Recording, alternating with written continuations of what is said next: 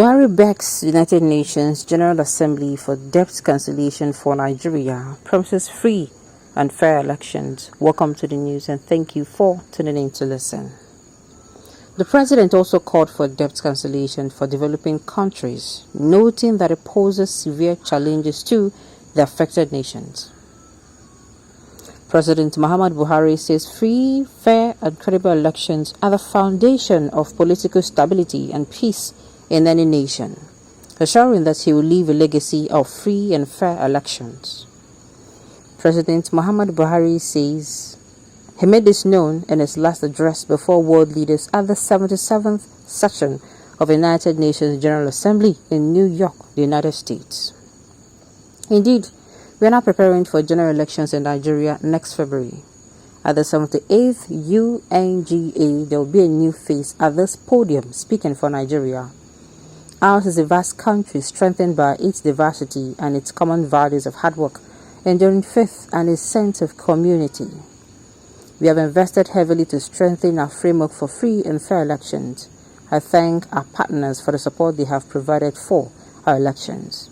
As President, I have set the goal that one of the enduring legacies I would like to leave is to entrench a process of free, fair and transparent, credible elections for which Nigerians elect their choice, he said. The president also called for debt cancellation for developing countries, noticed that it poses severe challenges to the affected nations. Indeed, the multifaceted challenges facing most developing countries have placed a debilitating chokehold on their physical space, he said. This equally calls for the need to address the burden of unsustainable external debt by a global commitment to the expansion and extension of debt service suspension initiative to countries facing physical and liquidity challenges, as well as outright cancellation for countries facing the most severe challenges.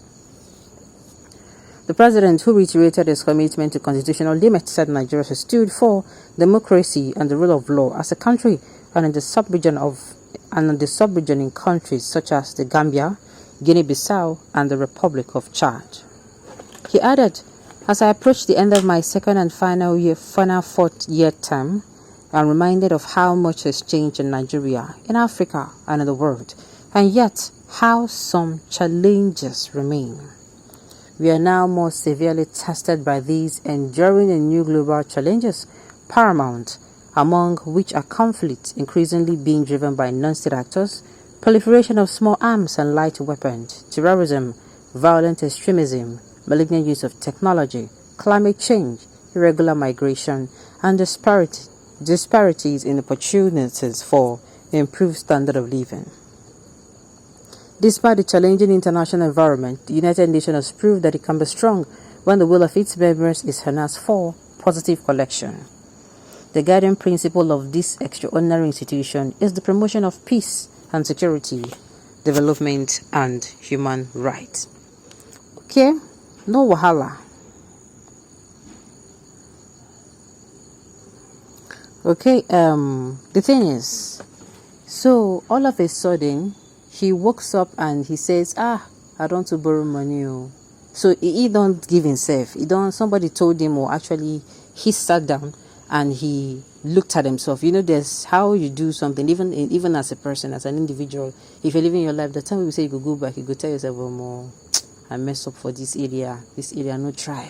I go try hard, especially as the year is coming to an end. People sit down, have a heart-to-heart talk with themselves.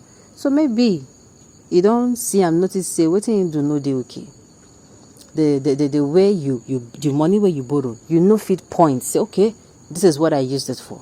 Apart from the Abacha loot that came and was used to fund the second Niger bridge.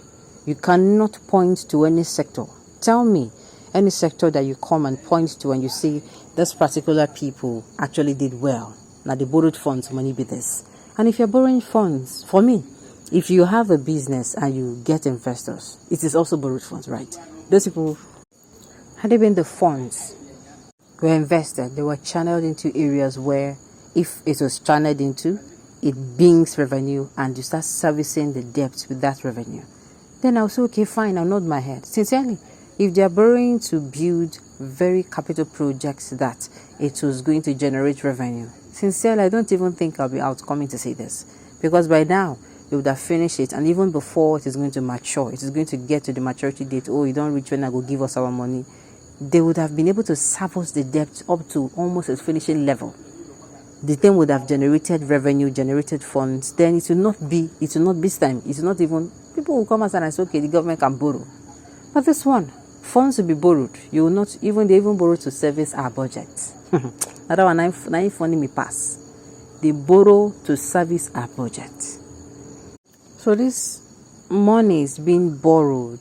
Had it been, it was channeled to the right sources. And because you know, as a person, even if you are not involved in the day-to-day running of your company, you will want to make sure, even if you are not present, not to talk of when you are present and overseeing things, you will make sure even the least couple, 1 naira out of that money, you make sure it goes in, it is utilized judiciously. You make sure that it is not wasted. But what do we see here today? You know, the problem we have of Nigeria, I've said it before, apart from, yes, people loot. And people loot because they are not being held accountable. There is no law that states if they give you 5 naira down to the last kobo, you account for it. Even if the money remain 5, as in they give you 5 naira, the money remain 4, you spend 4 naira 999. The remaining 1 kobo, you must account for it. People, maybe that time people will know. It is not accounted for. Sincerely, you see projects being given, contracts being given, nobody is going there to supervise them. They do anything. That is why you borrow money, you do roads. At the end of the day, the next 2-3 years, it don't spoil. Why? Had it been say they go there, supervise, to carry people, be say they go supervise the work, the people that can vouch for, oh, this material they're using for this particular road is good. We are not going to be here today. But no, things are not being supervised. So all of a sudden, he's telling the UN. So anyway, if they clear the debt, I don't know if we are going to learn. I don't know if we are going to learn like that. But sincerely, actions has consequences. That is what this government should know. Actions do have consequences. Please, United Nations and China, don't cancel Nigeria debt because we are poor children, did not enjoy it. Only big man family like Buhari, whose daughter just graduated from outside the country universities, while ours is on strike. I am still wondering if this man knows what he's doing. So if United Nations no cancel debt, Nigeria debt, you will not allow free and fair election in Nigeria. You cannot leave me, he's got big now. Buhari is truly a leader with heartfelt concern towards his people. He begs on our behalf at the floor of UN General Assembly. Oga, on whose behalf? I don't send anybody borrow money as I did, so I no send. Make it no sense I even the beg for.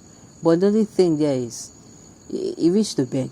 Because the next person where they come, the next person go open there, the best person, breeze go blow, everywhere go open. To be sincere, maybe he don't look and say, but if this person come, and this person not my person will enter here, yawa go boss, yawa go gas, and problem go day. Well, I strongly believe action have consequences. And of course, he was very aware of the consequence of the action when he was borrowing the funds. That is why he should have managed and make sure he supervised the management of those funds and make sure what they borrow money for, now what they do. Not just do, they did it perfectly well. So in the next 5-10 years, if you want to come and say you borrow money, you go beat down for your chest. I borrowed money and this is what I used it for. And this thing still stands. Alright, on this note, we've come to the end of the news to say thank you for tuning in to listen. Until I come your way next time, enjoy the rest